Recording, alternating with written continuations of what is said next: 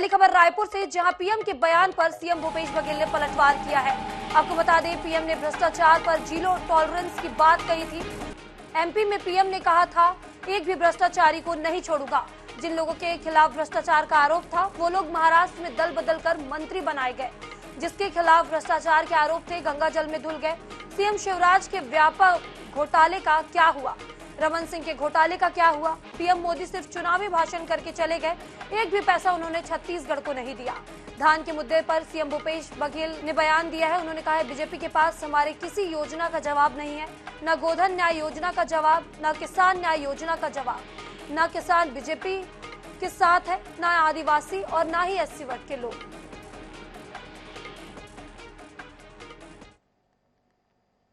कल बहुत जोर शोर से भ्रष्टाचार का मामला उठाया गया। भ्रष्टाचार जीरो टॉलरेंस की बात कही जा रही है। मध्य प्रदेश में भी प्रधानमंत्री जी सीना ठोक के बोले कि एक भी भ्रष्टाचारी को नहीं छोड़ूंगा। तब हम लोग सोच रहे थे कोई भ्रष्टाचारी अब देश में बचेगा नहीं। लेकिन ठीक 8 दिन बाद जिन लोगों के खिलाफ भ्रष्टाचार के आरोप थे, महाराष्ट्र में सब लोग पाला बदले और सारे के सारे मंत्री बन गए। ये जो कह रहे हैं उसका अर्थ ये है कि किसी भी भ्रष्टाचारी को वो भारतीय जनता पार्टी से बाहर देखना नहीं चाहते।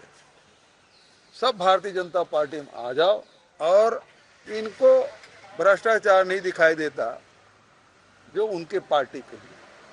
शिवराज सिंह चौहान व्यापम घोटाला क्या हुआ भाई? आदेश हुआ था सीबीआई जांच कराओ, क्या की सीबीआई? रमेश पोखरियाल, रमन सिंह, हमारे 15 साल के मुख्यमंत्री जो कहते थे कि 1 साल कमीशन खोरी बंद कर दो, 15 साल फिर राज करो, यही कहा था ना उन्होंने। रमन सिंह के खिलाफ कितने आरोप? नान घोटाला हुआ, चीट फंड घोटाला हुआ, पनामा पेपर लीक हुआ। 2008 में उनकी संपत्ति 1 करोड़ थी, 18 आते आते 15 करोड़ हो गए, 15 गुना बढ़ गया।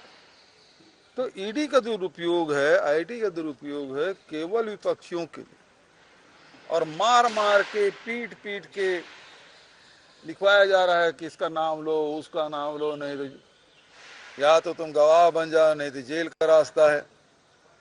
दबाव डाल डाल के लिखवाया जा रहा है कि तुम स्वीकार करो। यही हाल पूरे देश भर में। एक पैसा छत्तीसगढ़ के लिए नहीं दिया गया, केवल चुनावी भाषण करके चले गए। शराब घोटाले की बात करते हैं, 3900 करोड़ उनके समय राजस्व आता था 2017 में, आज 6500 करोड़ हो गया शराब घोटाला।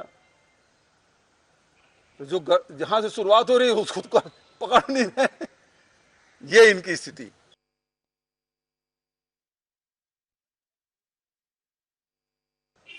प्रधानमंत्री जी राज्य सरकार के लोगों को आलोचना कर रहे हैं, मतलब उसके बराबर ही हो गए। हम तो बहुत बड़ा मानते हैं, देश के प्रधानमंत्री हैं, और यहाँ आलोचना करके जा रहे हैं तो उस बराबरी में आ गए। इनके पास किसी का जवाब नहीं है, न गोधन न्याय योजना का, न भूमि श्रमिक न्याय योजना का, न राजीव गांधी किसान न्याय योजना का, न हमारे हाट बाजार क्लिनिक योजना का, न हमारे तेंदुपत्ता और लघु वनोपज खरीदी का, न हमारे बेरोजगारी भत्ता का। किसी के इनके पास काट नहीं है। तो केवल ये अब 3 महीने तक के केवल ये कहेंगे कि धान हम खरीदते हैं, तो ये हम करते हैं, वो सब बोलते रहेंगे।